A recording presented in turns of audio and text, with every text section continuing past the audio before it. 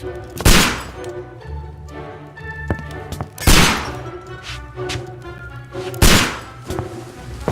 Holmes, will you stop that?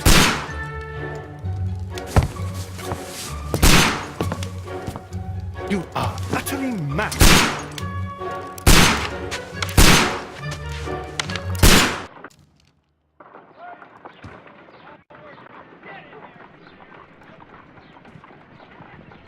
Stop, Holmes!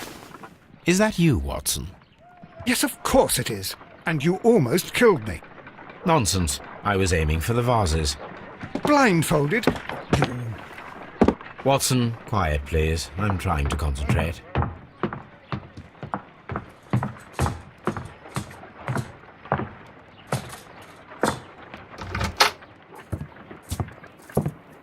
Ah, Lestrade. What is it this time? He can see me. Well, here it is, and it's a good one, Mr. Holmes. A gentleman by the name of Peter Carey, also known as Black Peter, has been murdered. A sailor, most probably. What happened here? Oh, Mr. Holmes, how could you? It's the only exercise I've had all week. A grateful client from Limoges sent me a vase collection this morning. I couldn't think of a better use for it. You're out of your mind. I missed 4 out of 10. Given you were blindfolded, that was very good. Can I have a try? Am I the only sane one here? I suppose that Watson is right, Inspector. A little brain work would be preferable now. Do please tell us more about Black Peter. Peter Carey, born in 1845 and 50 years old. An ambitious sort, he achieved much success in seal and whale hunting around Scandinavia. Retired in 1884 with a small fortune. He invested his money in a property called Woodman's Lee, near Forest Row in Sussex. It was where he lived for 6 years, and where he was found dead yesterday. Has the investigation already begun? Yes and no. In fact, this crime is so mysterious that I would prefer you to join me down there. Give me half an hour to prepare, Inspector. Take your time and join me there. I have to go through the yard first. The merry men struck again. What have they done this time? They robbed a powder reserve. I'll meet you at Woodman's Lee, Mr. Holmes. I should help Mrs. Hudson here. I also have several appointments that I must keep this afternoon. I shall go alone, then.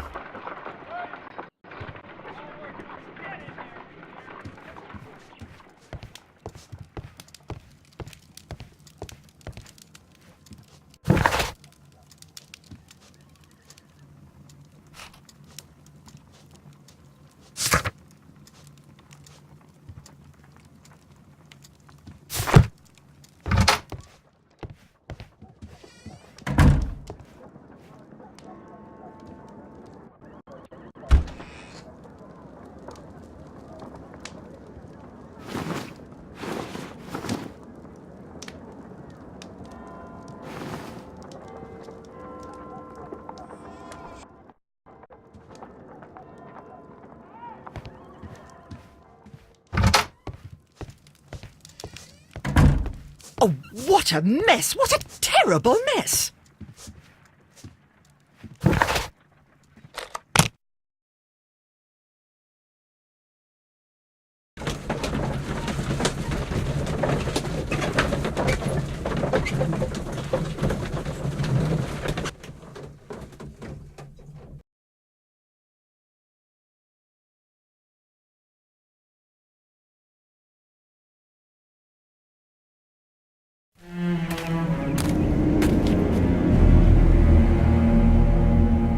Mr. Holmes, I'm over here. Come on.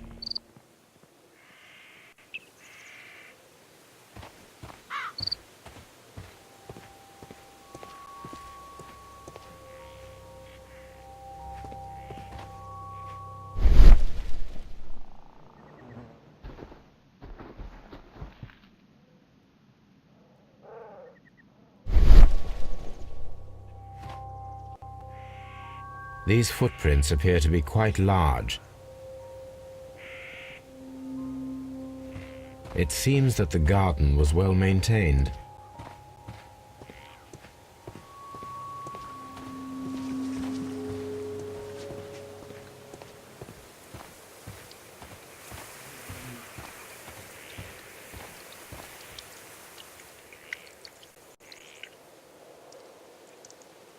Inspector Lestrade, when will you remove my husband's body? It's sacrilegious to leave him here like this.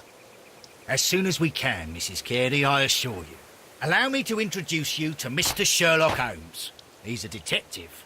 No doubt you've heard of him. I'll wait for you in front of the cabin, Mr. Holmes.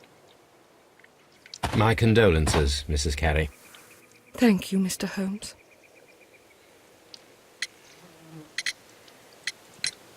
Madam, can you tell me if you saw or heard anything unusual upon the night of the murder? At 2 o'clock in the morning, I heard a terrible scream. But I thought nothing of it then.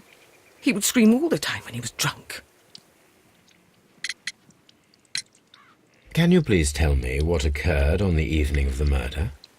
Well, Peter got drunk in the evening. He was in such a terrible temper. Usually whenever that happened, he'd stay all night drinking in his cabin before passing out. Do you remember at what time you found your husband's body? In the morning, at around 7 o'clock, I noticed the cabin door was open, but I didn't go in to take a look, for I knew my husband would not have liked it. At around 10 o'clock, I dared to glance in through the door and... oh dear.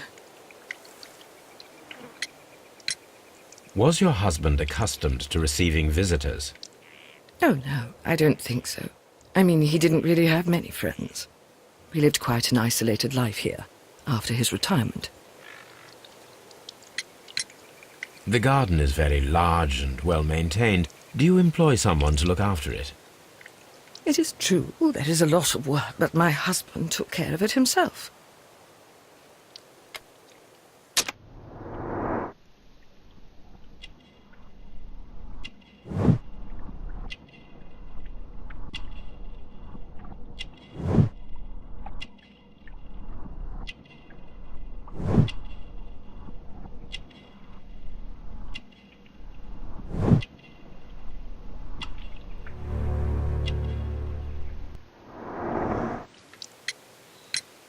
You have indeed suffered a great loss, Mrs. Carey. Nevertheless, I believe it will be less of a burden for you soon. Yes, life with Peter was never easy, but he was still my husband. He was different, wasn't he, when you first met him upon your return from Plymouth? Yes, Mr. Holmes. Oh, my goodness, but how do you know about that?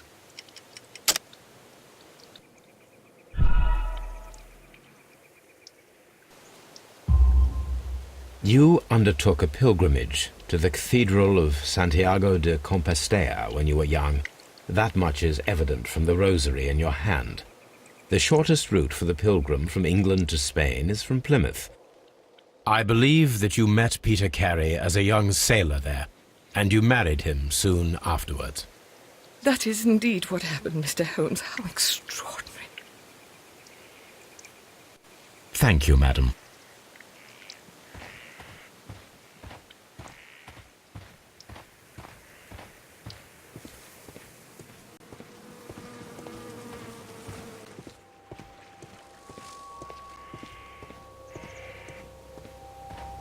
Peter Carey's body is inside the cabin.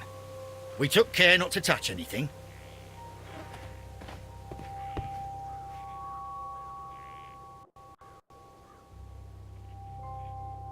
The door is locked.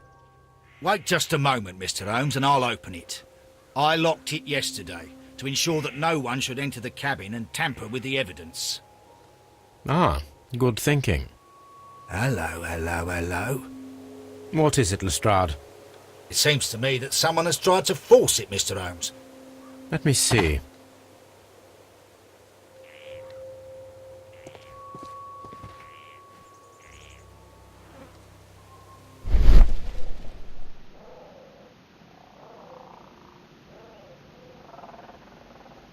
These scratches are fresh.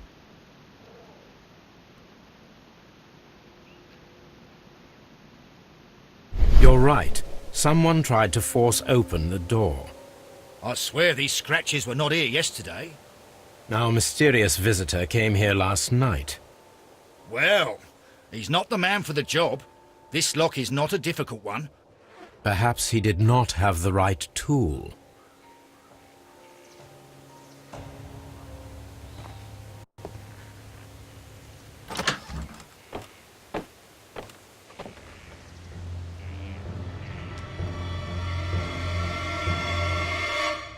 What a terrible way to die.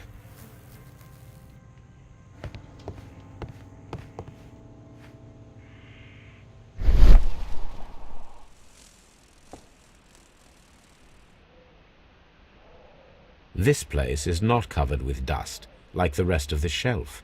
An object was taken from here. It was larger than a book, a box or a small chest, perhaps.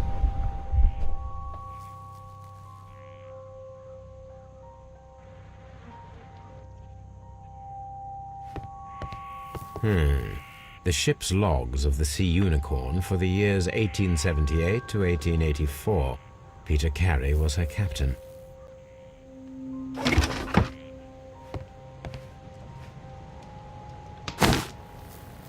Peter Carey's boots. They look to be a size 8. Old navigation instruments, nothing interesting. Harpoons for hunting whales. The Sea Unicorn. She was the ship that Peter Carey commanded. The weapon fully penetrated the body. The force of the blow was immense. This man is in his 50s, yet he still looks quite strong. Peter Carey was fully dressed. He was not caught by surprise. It is possible that he knew his murderer.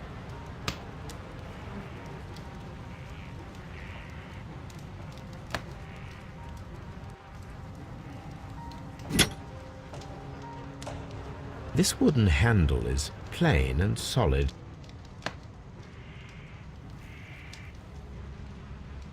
This blood is from the pool underneath the dead body.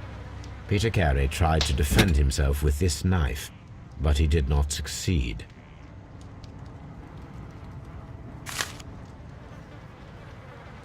JHN are probably the initials of the owner of this notebook.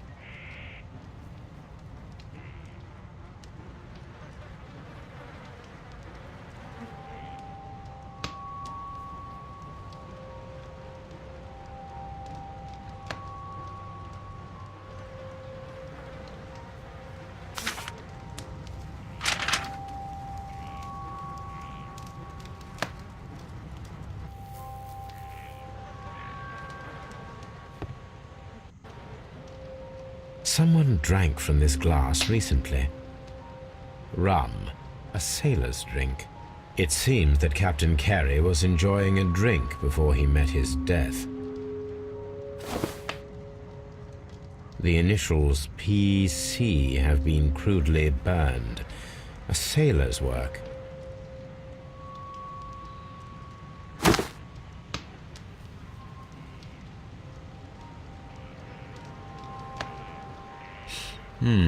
This aroma is familiar, but to recognize it, I must construct my associations in one picture.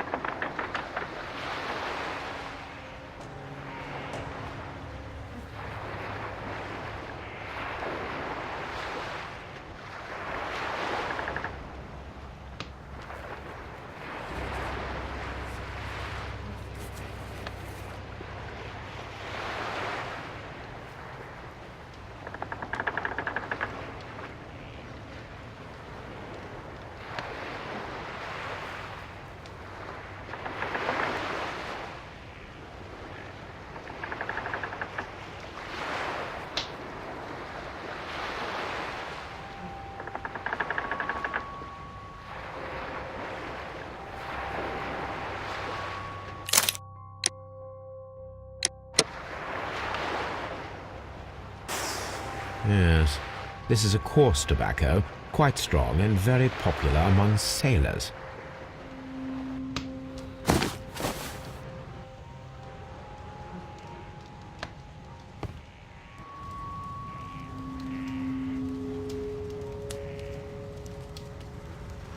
Peter Carey was impaled to the wall by a whaling harpoon.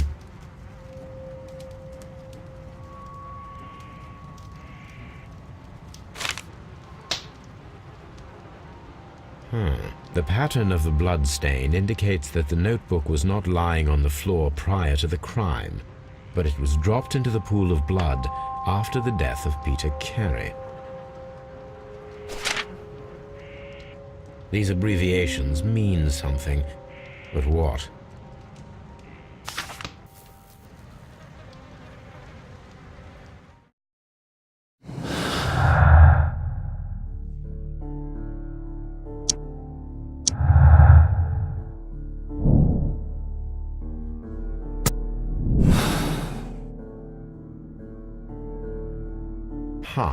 Someone was here yesterday.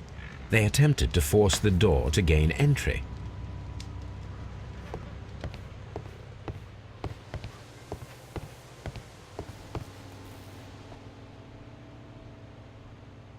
Dundee. Hammerfest. It's a whaling map.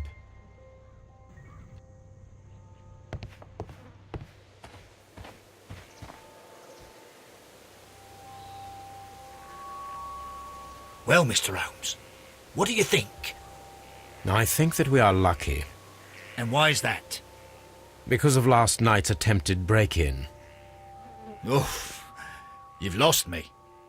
It is very probable that whoever came here hoped to find the door open. They tried to force it with a knife blade, but they failed. What will they do? Why, return tonight, when they will be better prepared. Aha! So what do you propose? We shall remain on the outside, near the window, where we stand the best chance of catching sight of our visitor. Well, gentlemen, ready your pistols. We have a long night ahead of us.